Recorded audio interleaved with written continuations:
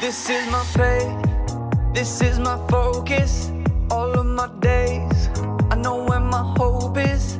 I live it loud, I shout the chorus, because I know, oh, you're always for us.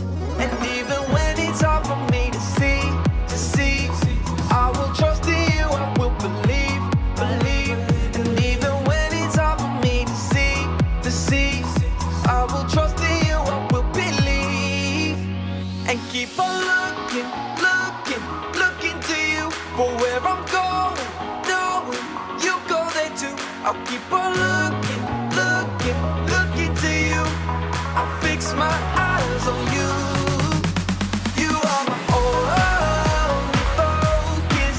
You are my only focus. You are my only focus. I fix my eyes on you. This is my faith, this is my focus. All of my days, I know where my hope is. I live it loud, I shout the chorus, because I know, oh, you're always for us. And even when it's hard for me to see, I will trust in you, I will believe. And even when it's hard for me to see, I will trust in you, I will believe. And keep on looking to you for where I'm going, knowing you go there too. I'll keep on looking to you. I'll fix my eyes on you. You are my only focus. You are my only focus. You are my only focus. I fix my eyes on you, oh yeah. Woo! You ready? Come on, let's go. Hands in the air, hands in the air. I know you're there, I know you're there. Anywhere, oh. Anywhere. I fix my eyes on you. Hands in the air, hands in the air. I know you're there, I know you're there. Anywhere, I fix my eyes on you. And keep on looking to you for where I'm going, knowing you go there too. I'll keep on looking to you. I'll fix my eyes on you. You are my only, you are my only focus.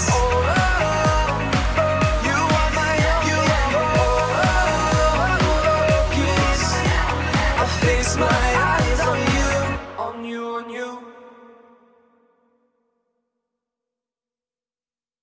Hey campers, thanks for joining us for day 3 of Pilgrim Arts Camp in Focus 2020. We've got 2 awesome projects in store for you today. Let's get started.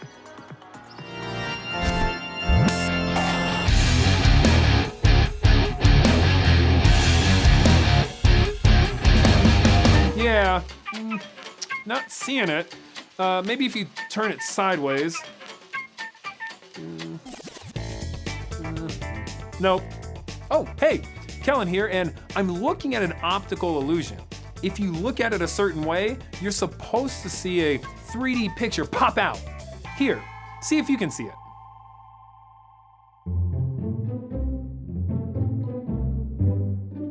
Do you see it? Hey, it's a dragon eating a donut. No, it's a baseball player using a rubber chicken as a bat. It's just a bird! A normal bird! Yeah, I still don't see it. Okay, but I also have this one here. This is cool. So the lines look like they're moving, but they're actually not. It's playing a trick on our eyes. The way these lines are put together gives them the illusion of movement. Crazy, right? We've been talking this week about taking a closer look at what's around us. When we're taking a closer look, maybe we can see things that we hadn't seen before, or maybe we can see things in a new way. Our Bible story today is asking us to take a closer look into who Jesus is. We're in the book of Matthew, and when we pick up the story in chapter 16, Jesus has already been on the scene for a while. And people were wondering, who is this guy? He's doing miracles. He's feeding the poor. He's hanging out with all kinds of people the rest of the world look down on. He's teaching new things. Who is he exactly? So we read that Jesus was walking down the road and he asked his disciples, "Who do people say that I am?" His disciples turned to each other and they didn't answer for themselves. They told him what other people were saying. They told him, "Some say you're John the Baptist. Others say Elijah. Others say Jeremiah or one of the prophets." That's what the disciples said. But let's say you asked people today, who is Jesus? You would probably hear a lot of different things too. Maybe some would say, he's a great teacher. Some people might say he's a great rabbi or preacher. People might see how he healed the sick and call him a doctor. People might say Jesus is love, that he is the light of the world, that he is a shepherd for his people. People have a lot of different thoughts about who Jesus is. But let's go back to the story now. His disciples had given him answers of what others were saying, but then Jesus asked his disciples, "But what about you? Who do you say I am?" I wonder if the disciples were scared here. They were put on the spot. Maybe they didn't know exactly who Jesus is, or maybe they didn't want to say what they thought. But here, Jesus was asking them point blank, "Who do you say that I am?" They had to answer for themselves. But then, after a moment, Peter spoke up. He too might have been scared or unsure, but he said this, "You are the Messiah, the Son of the living God." Now, Jesus is many of those things we listed, but Peter recognized he is so much more.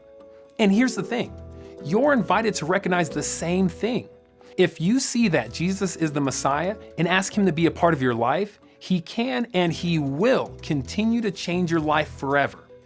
Now, Jesus went on to tell Peter that his answer was revealed to him by God, and that Peter will be the rock that he would build the church on. Now, here's the thing about Peter. He wasn't perfect. He said some pretty wild things and made some pretty big mistakes. But he was honest, and he wasn't scared to say what he was thinking or ask questions of Jesus or other people. Peter took a closer look at Jesus. He saw the way Jesus loved, the way he taught, the way he changed the world. Peter realized Jesus is the Messiah. We can learn a lot by being honest and asking questions just like Peter. You can talk with people about what you believe. Especially talk with people in your life that you can trust, like your parents or your small group leaders. The more you talk about what you believe, the more you can learn from others, and the more others can learn from you. That's it for today. I'll see you guys soon as we continue to take a closer look.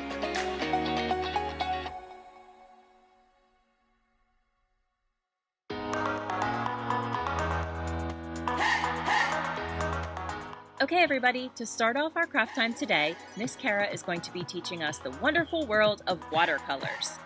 Check out your supply list, hit pause, get everything that you need, and then press play to get started.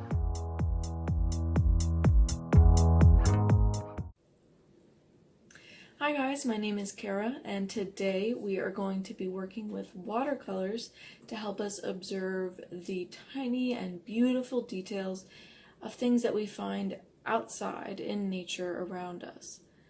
So some of you may have worked with watercolor paints before, some of you may have not. We're going to work through some techniques first, just exploring the ways that watercolor can work. Here's a few swatches I was doing, some just practice. And then what we're going to do is paint one of the subjects that I have collected or something that you've collected from outside. I collected a few things and you can choose to paint one of them. I'm going to share some pictures with you that you can use, or you can use your own objects from around the house or from outside your house. So the first thing, this is what I'm going to paint, is this sprig of leaves. It's kind of gotten wilted since I collected it.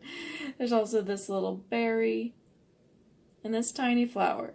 These are just tiny things. Some people call them weeds, but I found them outside my house, and the more I look at the little details, the more I can appreciate that there's so much to be found outside, so much to discover and explore. Let's talk about what you need for this class. I've got some watercolor paper that I'm going to use. It's a little thicker and it's able to hold up when you put water on it. If you can imagine spilling water on a piece of paper, it gets all wrinkly and doesn't look quite as nice. But that being said, you can use regular paper if that's all you have. Hopefully you have some thicker paper that you can use instead though. I've also got some jars of water that I'm going to use with the paint. I've got a paintbrush.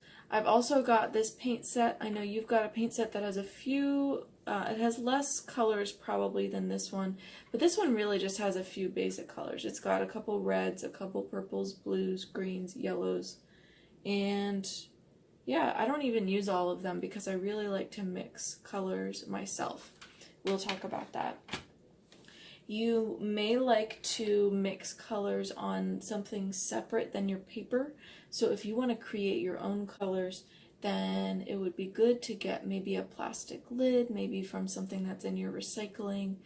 Maybe if the paint set that you have already has a lid, you can just put paint directly on there and mix. But ask your parents or whoever's around for help finding something that you can mix paint on if you don't already have it. I'm also going to just have some paper towel, which helps me to, sometimes if I add too much water, I'll pick it up with the paper towel. It'll help me fix any mistakes that I've made. So I think that's about it. I'm looking around. That's all you need. So let's get started.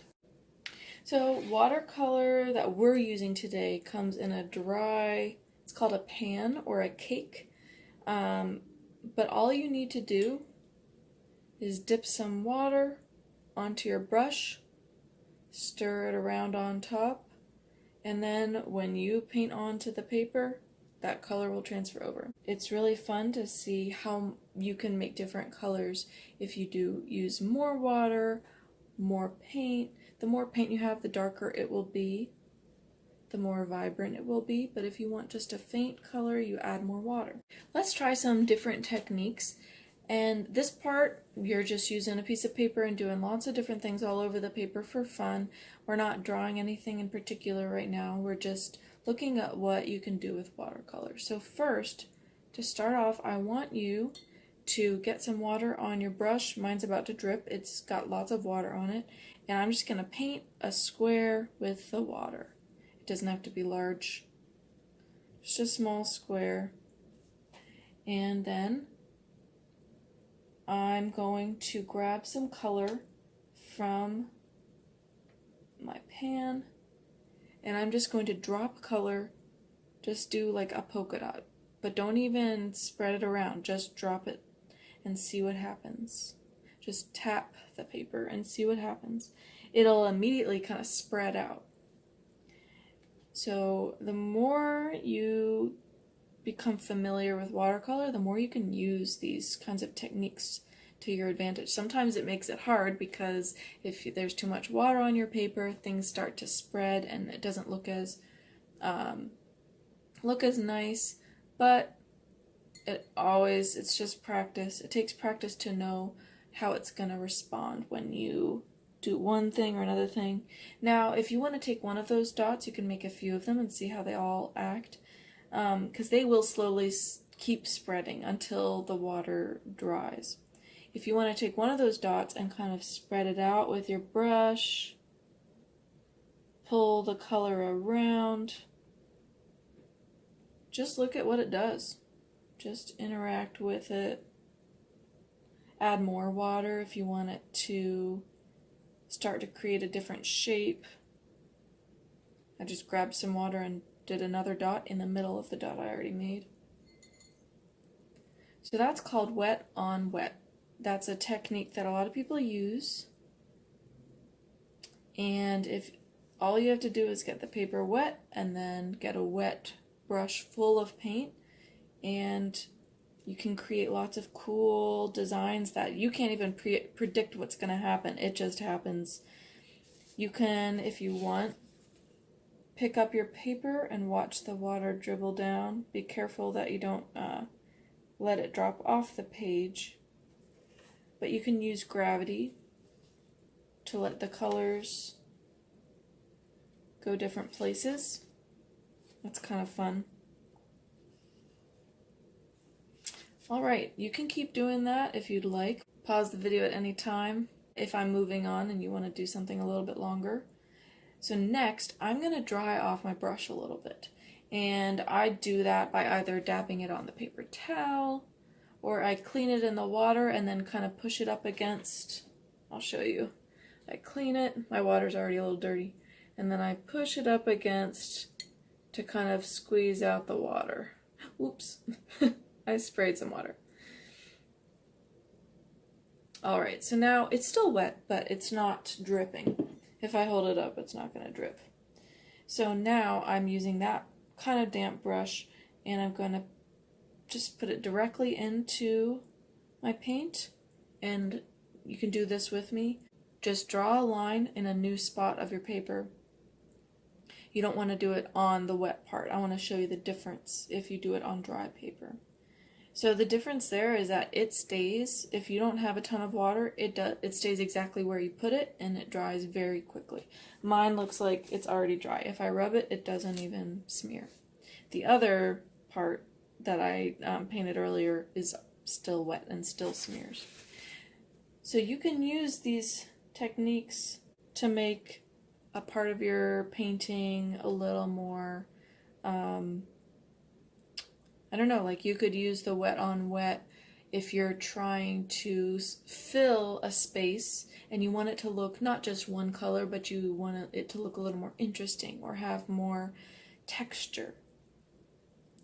But painting with less water is good if you want to get more details. So we'll do a little bit of both when we paint our subject.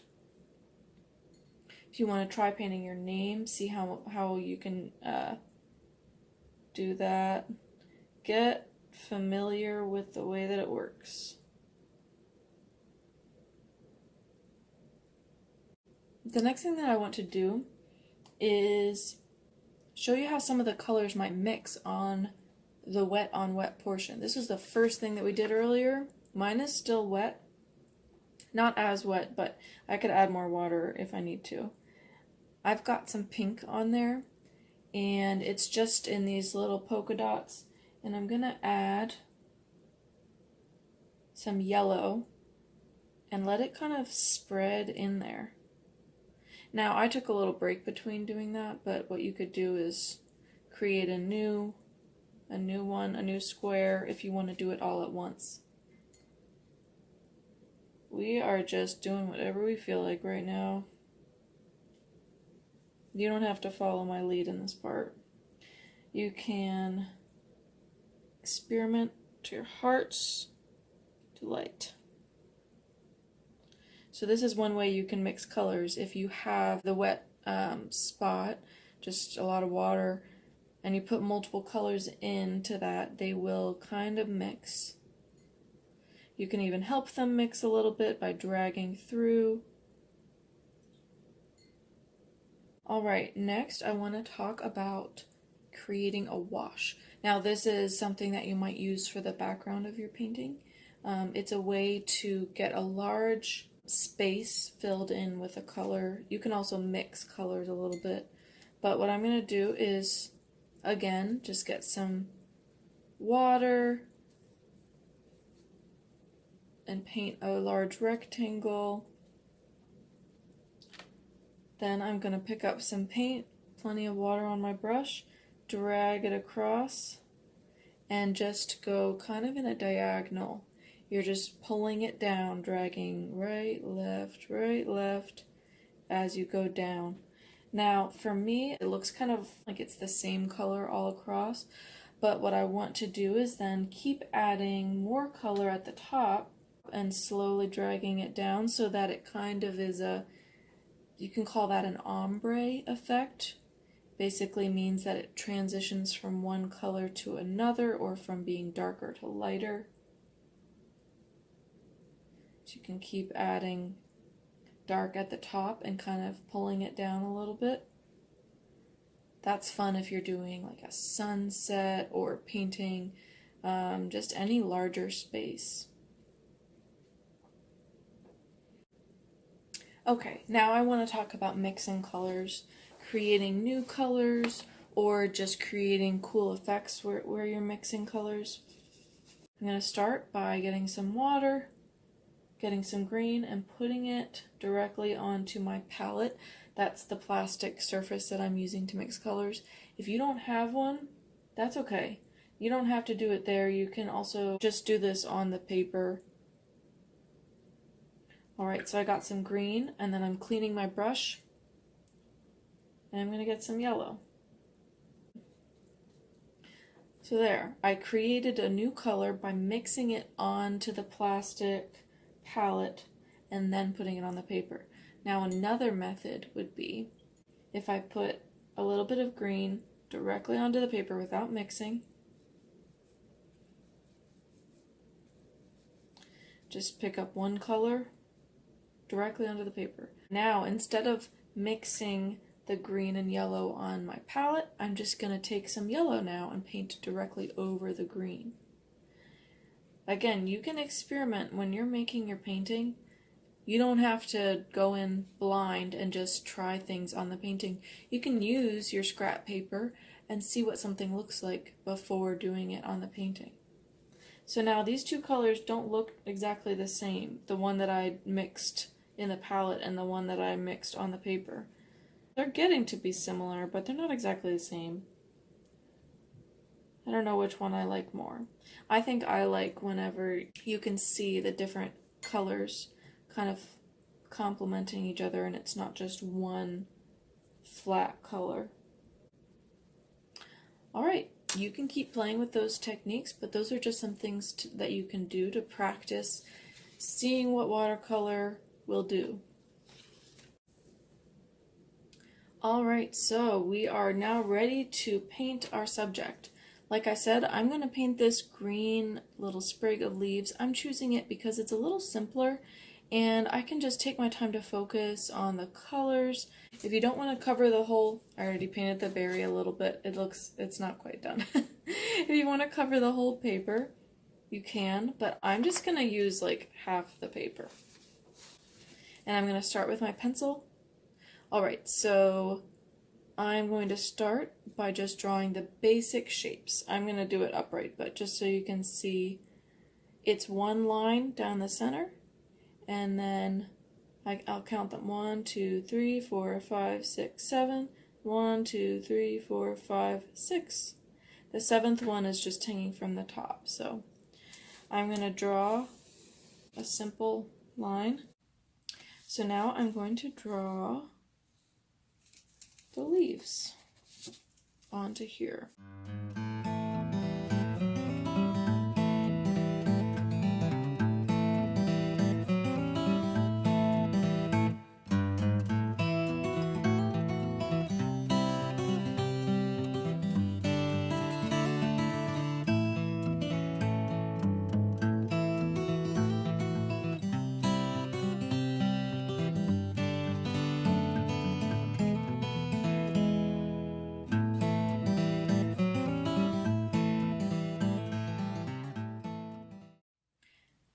Alright, so I've drawn my leaves onto this, and I noticed that I pressed down a little hard.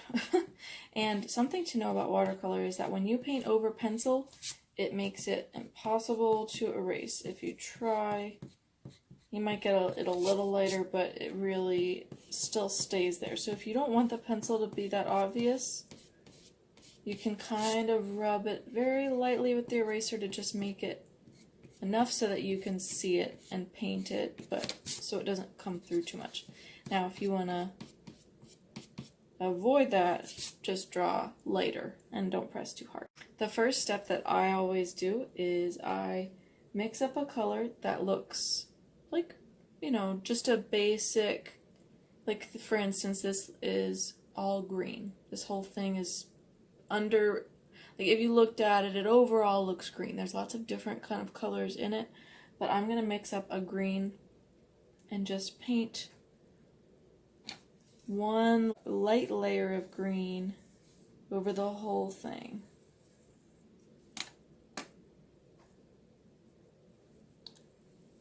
Now, sometimes I tend to be a little sloppy at this part,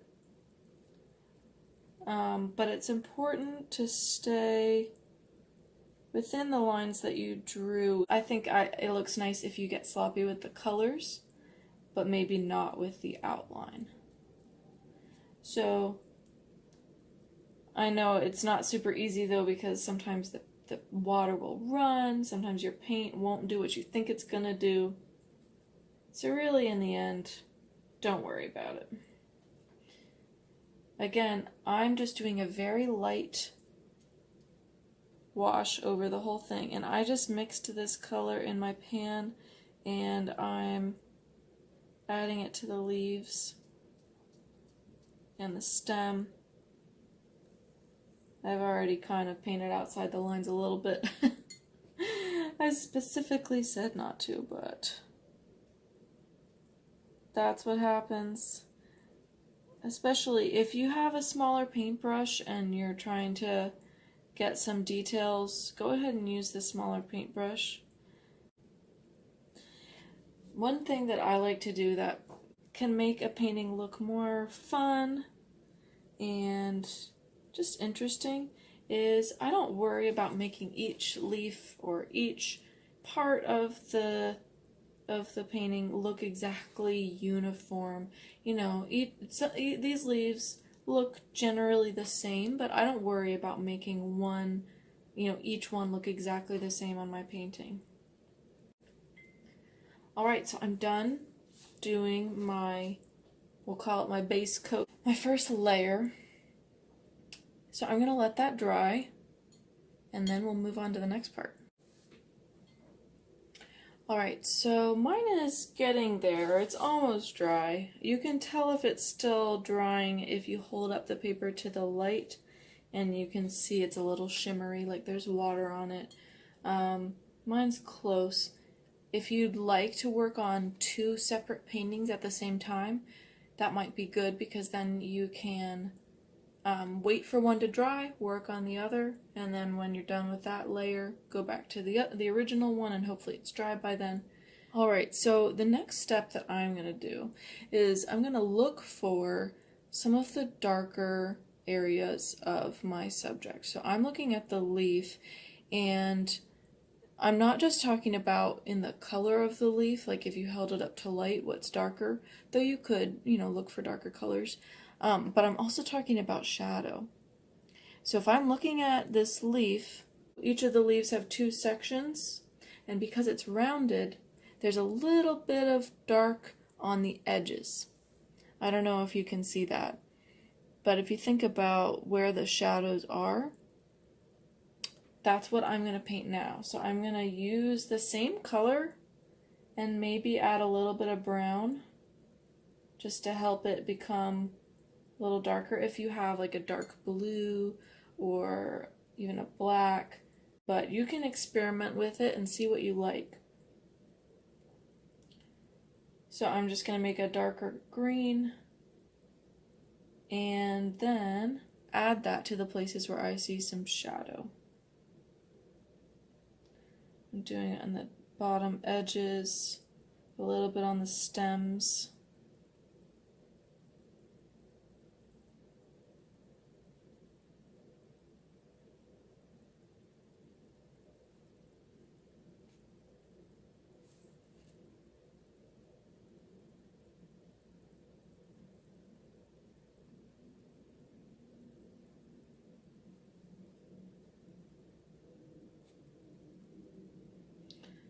Let's see. And again, if you end up mixing some color and you use it all up and you make some more, you don't have to worry about it matching exactly. I think that that makes a painting look super cool if it's kind of different. There's not, you know, it's not all the same. There's different parts that look one way or look another way.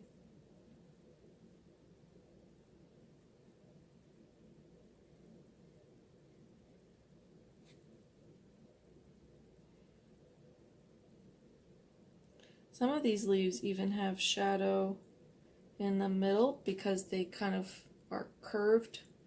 So there's kind of some shadow right there. If you feel like your paint is running too much, remember that you can get rid of some of the water. Use a little bit less water.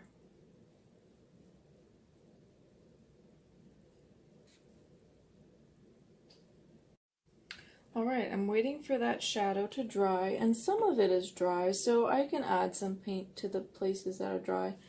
I'm gonna pick a new color. This time, I'm going to try to capture some of this like brownish purple that's in this leaf. And that's a little scary because green and purple don't usually mix too well. But I'm gonna try. We will see what happens.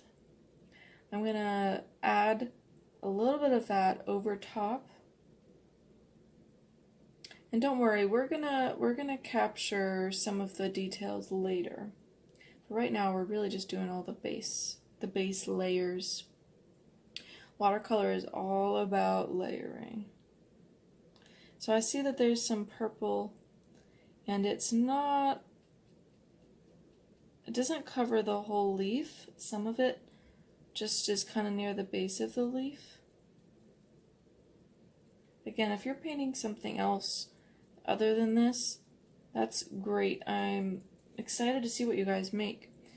And I hope that you're able to kind of see some of the different colors that might not be obvious at first, but if you take some time to look, you'll find them in there. Now my purple that I'm adding is extremely light. It's just adding a little bit of something different to make the leaves more interesting. Now remember how we added more water to kind of pull down the color? That's what I'm doing here to blend the purple into the green. I painted it, but then I kind of cleaned my brush and put some water on my brush, and I am kind of dragging it so that it doesn't look like a harsh line.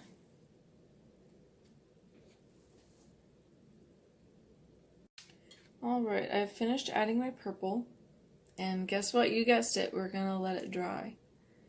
I'm looking for the parts of my painting that are dry already. I'm looking at my leaf to see what other colors I can bring in.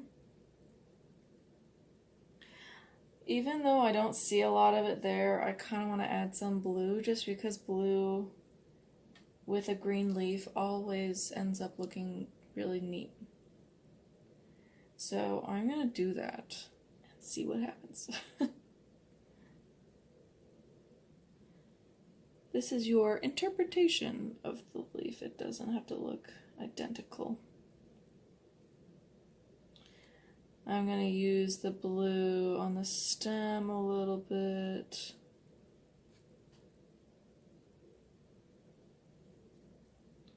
I'm going to put some over top of the purple in a few spots. And I've decided I'm just going to choose a few leaves to do that on.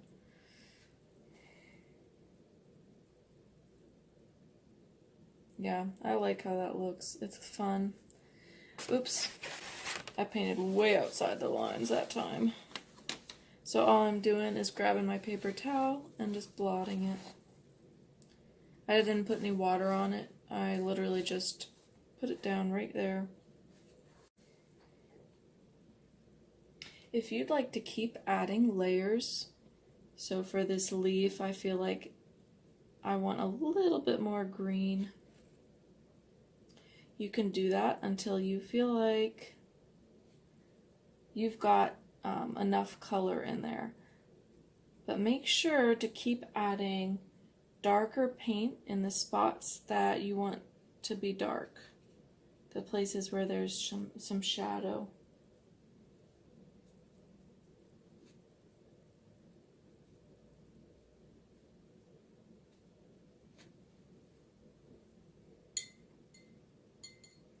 Alright, and then once you've added enough layers, you can let those dry, and we're going to add some details. My leaf has lighter green, what you call them is veins in a leaf, but they're the lines that go down the center and then out. So what I'm going to do is get some lighter green paint, and I'm going to mix it with some yellow. Maybe a little bit of olive green to make it a little more the right shade.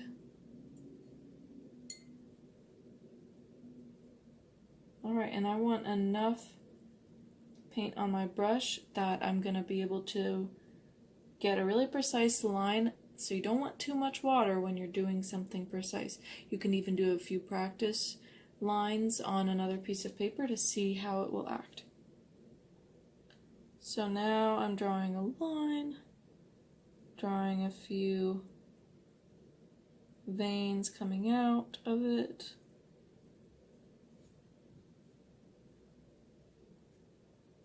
Great.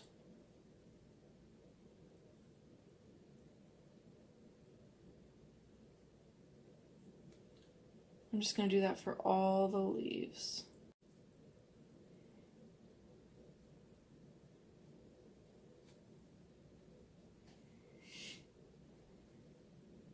Alright, I'm finishing up these lines.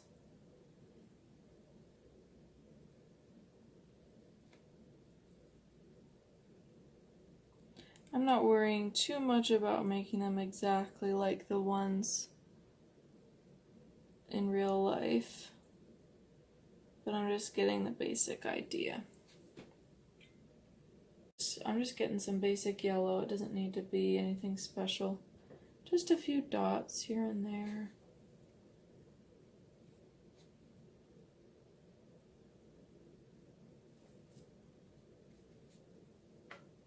You don't need to do all the leaves, but I think it just adds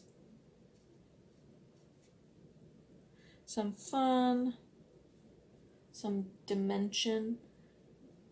Dimension is, where it doesn't look just flat and boring, but it looks like there's a lot going on, there's a lot of life here.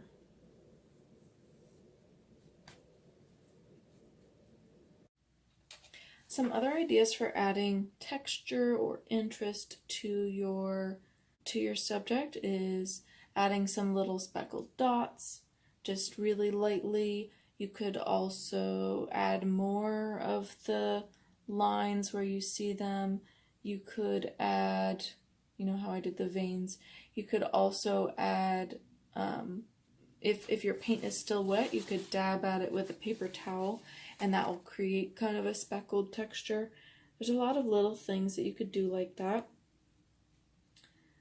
I'm going to finish off my painting by adding just some final shadows and shading to make it pop. You want to make sure that there's enough dark and enough light that it really stands out. you don't want everything to be kind of just the same, but you want different light paint and dark paint. So I'm going to kind of outline the bottom of my leaves just to kind of reinforce some of the stuff. You know, in your first step, you did some of those darker colors, like I said, and you may have, like I know in my painting, they've become a little bit harder to see because we painted layers over them. So I'm just trying to pull that out a little bit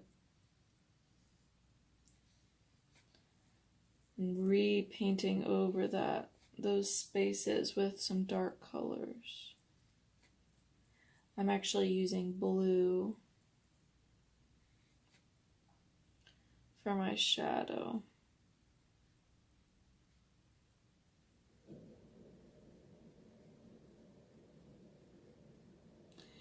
And you know what happens with me a lot is that I start to paint something and I think it's gonna look a certain way, and it doesn't turn out how I like. But I think it's important to know that that is totally okay, and the more you practice, the more control you have, where you can make something and you know how it's going to turn out. Now, even people who their full-time job is painting will say that they make mistakes all the time and have to start fresh all the time. So if what you just made you love, then I'm so glad. If you still think that you could do something better and you want to try again, try painting something different or try painting the same subject again. This takes a lot of practice. Watercolor is really difficult. So you guys have all put in work in learning how to use it and some techniques. So I'm really glad that you're able to take this class. And I hope that you guys have enjoyed looking at nature really up close, enjoying some of the details, even if what you made doesn't look exactly like the original subject. You spent some time looking at all the details of creation, and I think that that's really cool. So I hope that you guys enjoy painting and have a great day.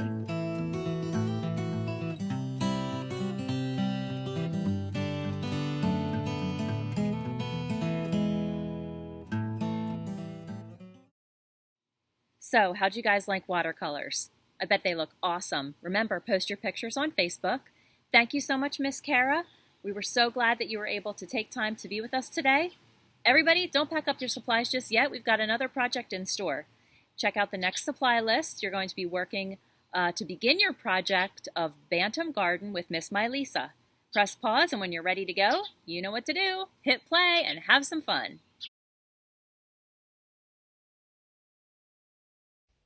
Hi, how are you guys? My name is Mylisa Flower Shapunga, and I cannot wait for you to join me with the Bantam Garden painting class. You're going to have so much fun.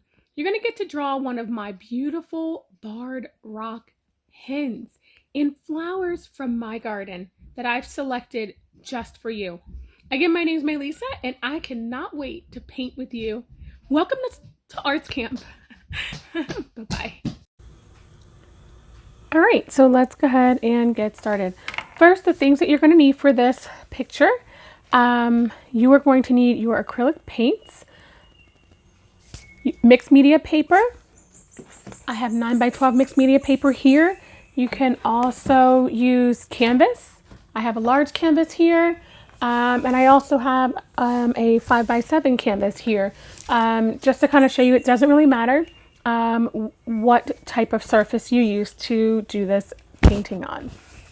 This video is going to be in two parts. It's going to be the first video is going to be drawing out the picture. The second video is going to be painting the picture. Okay, first thing first, we're going to go ahead and draw out our chicken. So we have a mischievous chicken that likes to hide out in the garden and eat flowers. And this is actually a true story. I have a chicken named Judy. And Jennifer, they're both burnt rocks. These are some flowers in my garden. Last year she ate those flowers. This year we have a wonderful run for her and her friends to run in, as opposed to running and eating my garden.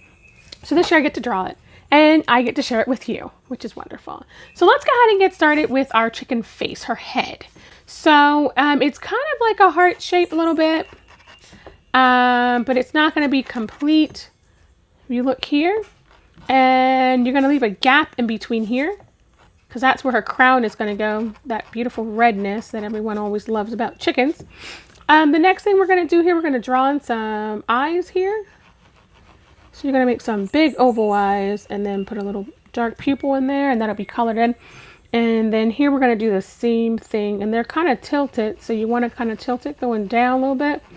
And the rings around the eyes, it's actually very normal. They actually do have rings around their eyes, and they always look tired. Probably because they're always up to something. All right, now we're going to go ahead and we're going to make that beautiful red crown. You can actually paint it any color you want, but I will end up making mine either red or fuchsia. All right, so let's go ahead up, go over, and you're going to make like a squiggly here, come in down here, okay, like that. And there's no perfect way to do this, okay? So however you choose to do it, it's going to be right because it's your chicken. The next thing you're going to do, you're going to come up here above this little line here, this little curve, and you're just going to kind of pull this line up and then squiggle it down and stop right about there. And that is going to allow you to make a little tiny curve here for her, the start of her beak. And the beak is kind of going to be like an upside down curved triangle. So you want to just go ahead and swoop down like so. 4 little gobble gobbles on the sides. We call them gobble gobbles on the sides. The little red danglies here. Draw that in there. All right, and I kind of want to have a more of a pronounced look here. So I'm gonna kind of go over this. All right, and so I think that looks pretty good. All right, and now what you're gonna do, you're gonna go ahead and bring this here out here, because they have really wide necks.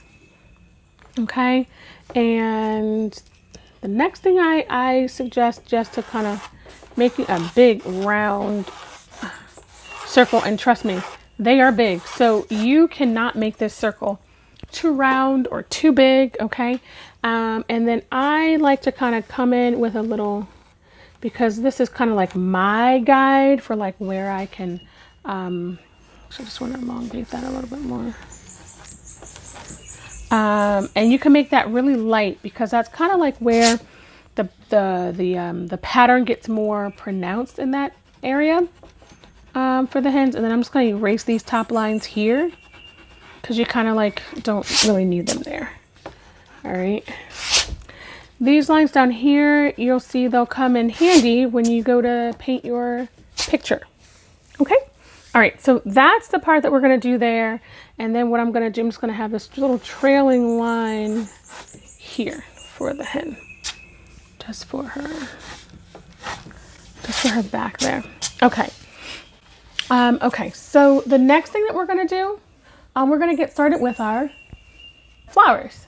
So the first one that we're going to go ahead and draw, this is called a quarterline Australia's Preparata. And so just think of spikes when you draw this plant, and shape almost of like just kind of lightly sketch a half moon, like so. And the spikes will kind of come up, if you will, kind of like this. And then don't worry, we'll connect these and we'll make actual leaves, even though it's just lines right now. We'll make leaves out of these, okay? All right, and we're gonna have this one actually come in front of her. All right, so once you kind of get that part done, I know that looks really simple, but that's kind of how that's gonna be. All right, and now we're gonna go ahead and connect these lines.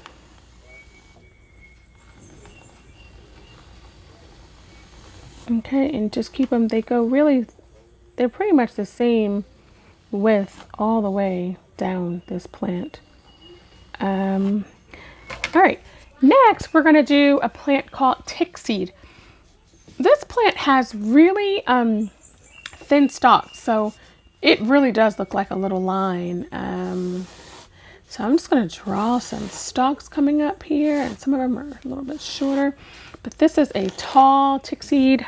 we're going to go ahead and draw this one in. This one to me looked like little hearts, and it was like 4 or 5 of them. And it had a little circle in the middle, little spikes, little like seeds coming out of it. All right, like so. So I'm going to go ahead and draw all of my little circles, and then I'll go back and put on the petals and the little seeds in the middle. They're not all going to be the same size. Some of them might be torn, and that's okay too.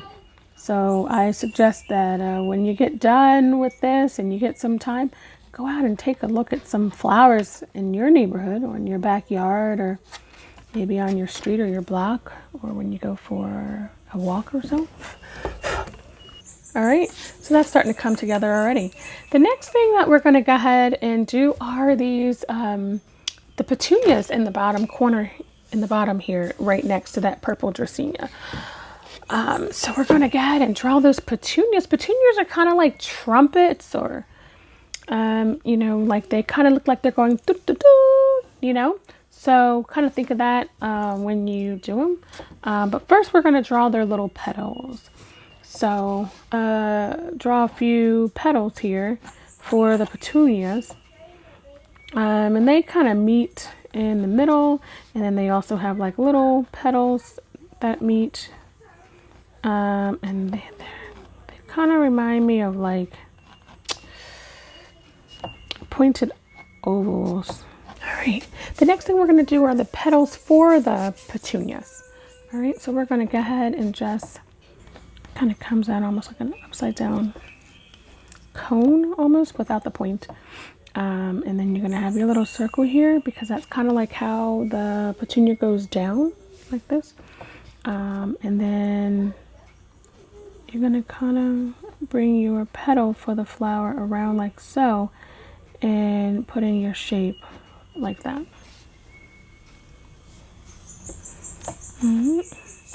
And that's a really small one, so we're going to do a nice size one over here.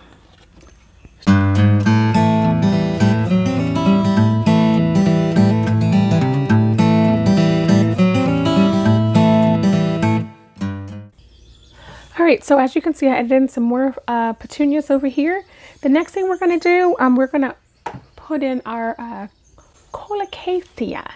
So the colocasia is, again, what I interpret it as another heart-shaped flower. It's also called an elephant ear. We're going to put that all the way over here in our corner. We're going to have this one come way up and come up like so. And this is really just a thin stem holding a very, very, very, very frail type, fragile or leaf. And it comes up kind of like the back of this here, and it's kind of like that, right? And I'm going to come in because it really is more curved than not here, and I'm just going to curve it out. Just one swoop here, and this here is going to come down deep like a plunge. So take your heart shape and kind of tweak it a little bit. Come on in. All right, like so. Then this plant likes to give off tons of little leaves, and those leaves grow to be huge. And so we're just gonna, and it comes out of the stem. Everything kind of comes out of that main stem, comes up, and in the bottom stems are really, really, really thin. I want these to kind of come all the way down to the bottom of the page here. I'm going to go over top of this here real good, so that way you guys can really see these hairlines. And again, nothing has to be super perfect at all for that matter. And we're going to go ahead and draw out our little baby leaves that come out over here. And again, that's more of like a heart shape, and then it kind of ovals out in the middle.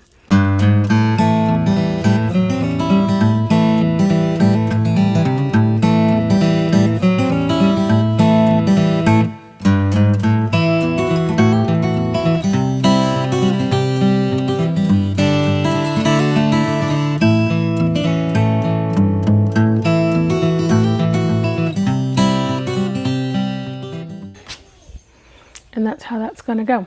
Now we're gonna draw our salvia. This is a purple salvia, and again, you can paint it any color you like. And that's gonna go right up in this here section right here. For this one here, I like starting it out like this, because that's kind of like how mine grow. And there's some small ones in there, but mostly just all a uniform size. I'm gonna have these lines here come over. Okay, all right, that's kind of gonna be like where our leaves will go. And here we're gonna kind of have it, it's very textured. So to kind of show that texture, I kind of draw mine in like this, kind of like squares that are kind of squiggly and kind of rounded, but not quite round. Okay, we're just gonna go ahead and do that then. Basically, all I do is kind of like this, and I make like these squiggles here, and it's kind of like squares with texture. And then I leave about this much free here, only because that's where the stems are gonna go. And the stems don't go for this particular flower. There's only flowers at the top, not the actual stems themselves.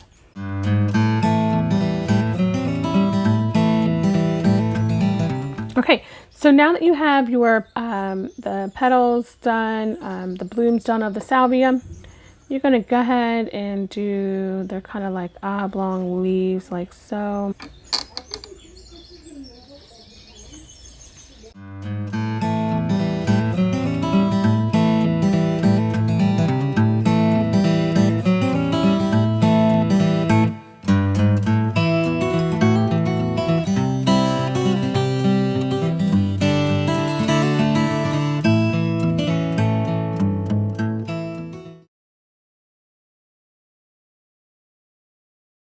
All right, the next plant that we are going to draw, and it's actually going to be our last plant, is a delphinium. And it is fun to say, but it is also a fun plant to look at. Tons of beautiful, beautiful, beautiful blooms. And this is going to basically go from here down. So I want to start with the leaves, because the leaves were definitely a hoot to draw. And again, there's no right or wrong. So my delphinium is actually going to go over top of what's here. So you're going to see me draw my flower and my stem right over top of those leaves. Okay, so what I did was I drew a stem here, and I drew the other part here, and I just drew a stem here. So the next thing we're going to do, we're going to come up here, and it's going to come out like this. And it comes in a little bit like this. It reminds me a little bit of a maple leaf. I don't know if you guys have ever seen a maple leaf. I'm sure many of you have. And so it comes out like this. That's kind of dramatic. It doesn't really have it like that. And then this is going to come out like so. And this is going to come in. This goes back out and out. Down, out, in, come around, and you're going to kind of basically repeat again. Out, oops, out, and I don't want to just squiggle there. I actually want the detail of that leaf because it was really pretty. All right, and then it comes in and out with a small one, and up and back down. Okay, that was my interpretation of how that leaf kind of looked. And then we're going to do the same thing on the other side. We're only going to do 2 of these leaves, so I'm going to put this one slightly lower.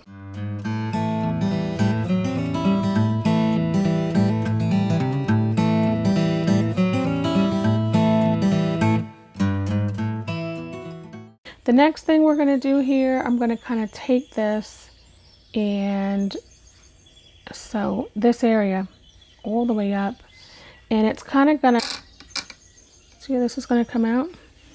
Go up, up, up, up, up, up, up, up, up, and you're going to come around kind of like a bit of a rectangle-ish, but it's like a rounded rectangle, if you will.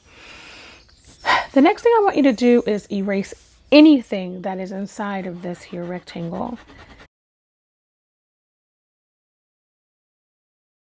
So I'm just going to lighten those lines there so that we have a bit of an outline, but not a deep line. All right, you guys, you ready? This is fun. So we're going to go and it's similar to petunias, except this one it's not as much of a trumpet. It's more of a flat with like a petunia head. So we're going to go in, kind of come in and out.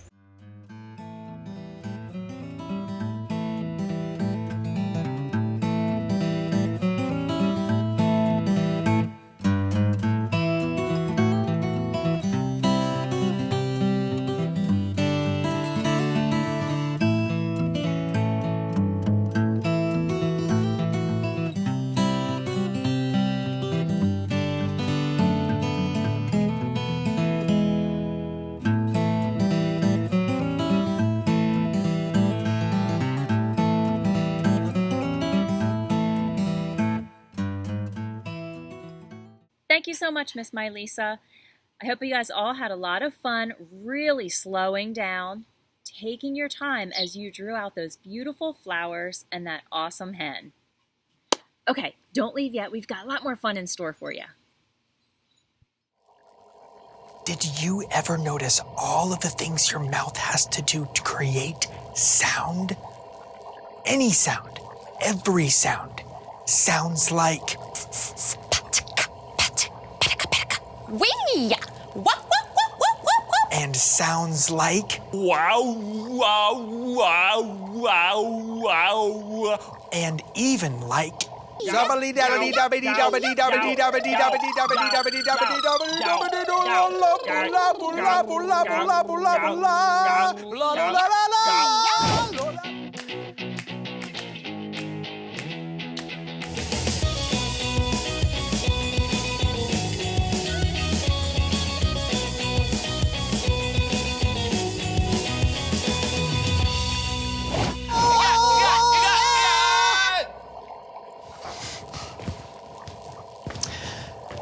None of those sounds happened by accident. We were blessed with amazing verbal and linguistic abilities. So blessed, in fact, that even now, as I'm whispering, you can understand me because I'm articulating every word very clearly. Humans have amazing skills, right? We can lift up giant boulders. And we can screw in the tiniest screw into very complicated machinery. How did we get to the point where we could do that? Well, some scientists think it happened when we as a species developed speech.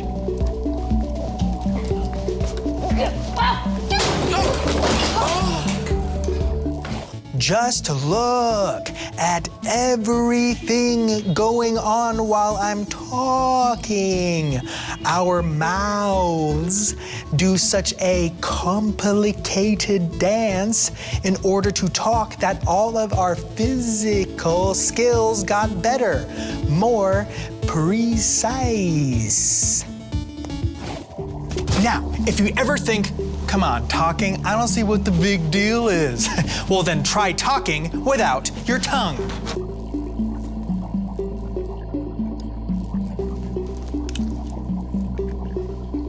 Oh, this is incredibly difficult. Yeah, it is. Just as important are your lips and teeth. Pa, da, ta, ba. Just imagine all of the words you wouldn't be able to say if you couldn't manipulate your mouth this way.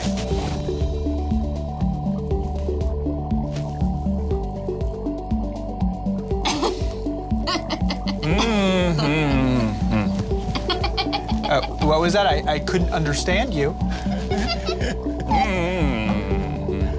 But it's not just the stuff in our mouth that affects sound, it's also the nasal cavity. See, right now, you can probably tell I'm losing a lot of the details in my voice, because we often think that sound only comes out of our mouths, but it also comes out of our nose, too.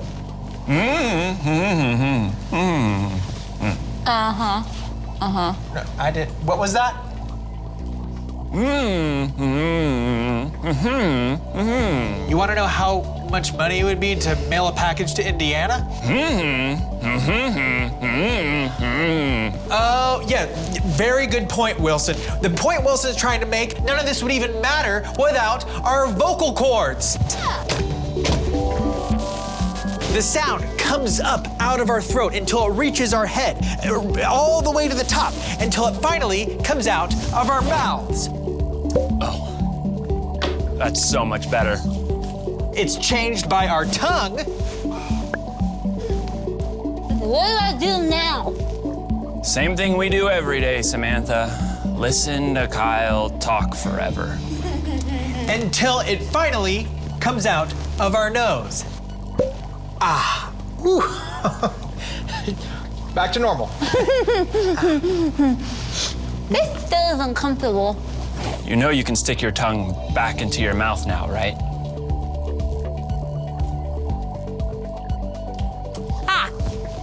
That's better. Yeah.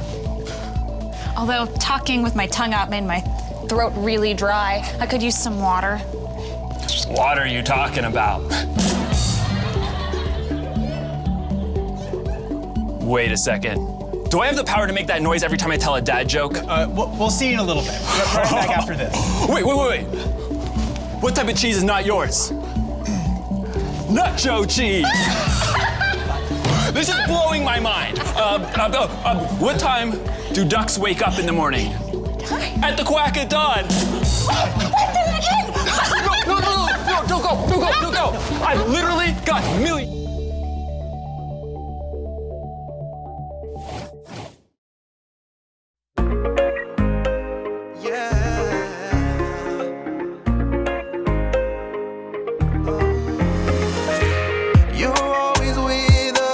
Never said you had enough. You never give up, no matter what comes. You're always faithful, and you're more than able. You always finish what you begun. Oh, you're never gonna quit working on me. Oh, making me all that I can be. I'll keep on trusting in the one who never will give up on me. Never ever gonna give up. Never gonna give up on me. I'll keep on trusting in the one who never will give up on me. Never ever gonna give up. Never gonna give up on me.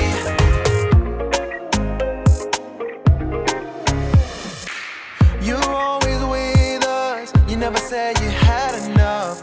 You never give up, no matter what comes. You're always faithful, and you're more than able. You'll always finish what you've begun. Oh, you're never gonna quit working on me. Oh, making me all that I can be. I'll keep on trusting in the one who never will give up on me. Never ever gonna give up. Never gonna give up on me. I'll keep on trusting in the one who never will give up on me. Never ever gonna give up. Never gonna give up on me.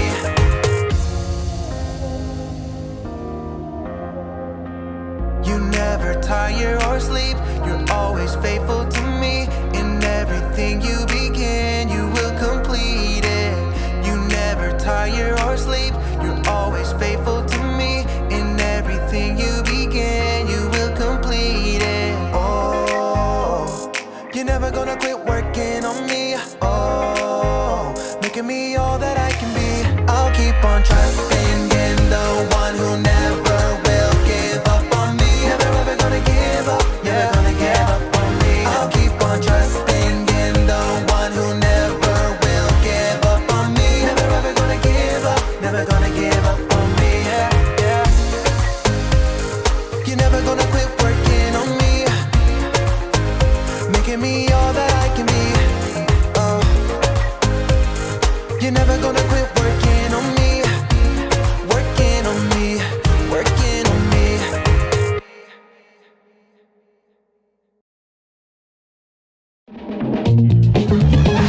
So, folks, why did the mushroom like to party all the time? Because he was a fun guy. Yeah.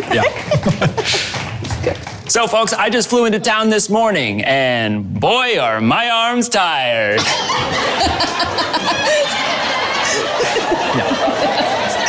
You get it? You get it? Because I'm implying that I flew here using my arms, which would be very tiring indeed, because I'm not a bird.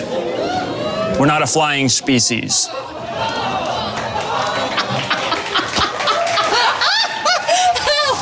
Wow, this guy is great. Jokes, right? They're great. One of our greatest uses of our gift of speech. Why can't you tell a pig a secret? Because they always will. That was the best one. Wait, I want to try something. Hey, hold on. Fine. Think about how incredible all of the gifts of speech are. You've got jokes, you've got singing.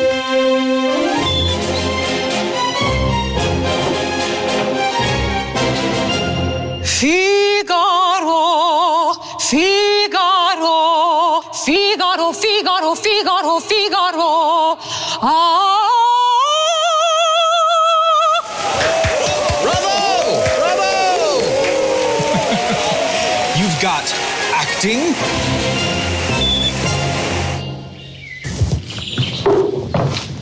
To be or not to be. Let's try to be! Oh, psst. That's not the line. Yeah, I know, but mine's way better anyway. I mean, Shakespeare's great and all, but what's he even done lately?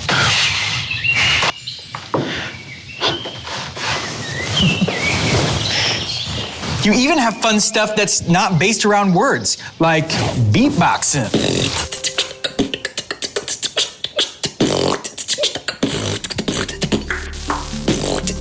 That was incredible. There's no way any of us could learn how to do that. Wow, that was pretty amazing. Well, have you ever had an idea that was like really hard to communicate? Like you knew what you wanted to say, but you didn't know exactly how to say it. Well, our voices and the sounds that our mouth makes are what make up all of the words in our dictionary.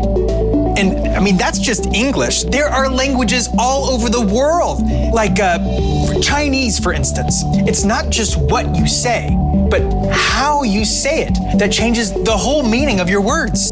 Well, that's true for English too, Kyle. How so? There's a big difference between thanks a lot, Kyle, and thanks a lot, Kyle. Okay. Yeah. Well, how do you like to use your voice? Are there any favorite things that you like to talk about? Oh, mine is how much I love my friends and how lucky I am to be on this show.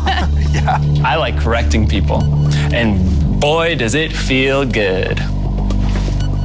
All right. Well, what else do you like to use your voice for? Are there any ways you like to use your voice that you really love? Oh, yes! I love to sing. I love that. I don't know how to do it yet, but I'm determined to learn how to beatbox.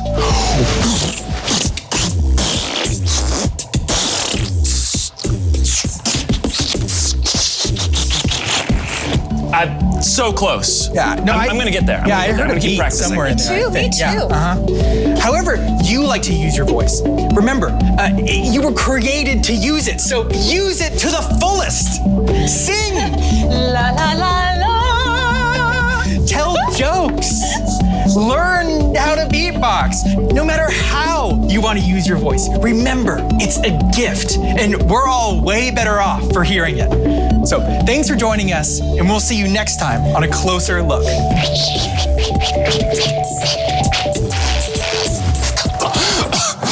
Oh, man, learning how to beatbox is exhausting. Yeah, you look pretty beat. I did it! Did you hear that? I did it! Yes!